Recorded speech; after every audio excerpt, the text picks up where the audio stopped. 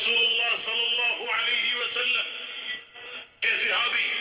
عبداللہ ابن عمر رضی اللہ تعالی عنہ بیان کرتے ہیں، ہم نماز پڑھ رہے تھے، ایک آدمی کہنے لگا نماز شروع کرتے وقت اللہ اکبر کبیرا والحمد للہ کثیرا وسبحان اللہ بکرۃ واصیلا، اتنے کلمات کہتا ہے، اللہ اکبر کبیرا والحمد للہ کثیرا وسبحان اللہ بکرۃ واصیلا، اتنے کلمات کہنے کے بعد جب اللہ کے رسول سلام پھیرا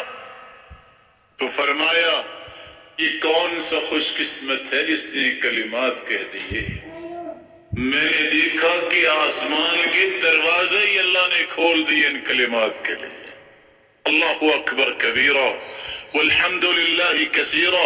وسبحان اللہ بکرۃ واصیلا۔ عبداللہ ابن عمر رضی اللہ تعالی عنہ فرماتے ہیں جس دن سے میں نے اللہ کے رسول کی زبان اطہر سے یہ کلمات سنے آج تک میں نے ان کلمات کو چھوڑا نہیں ہے۔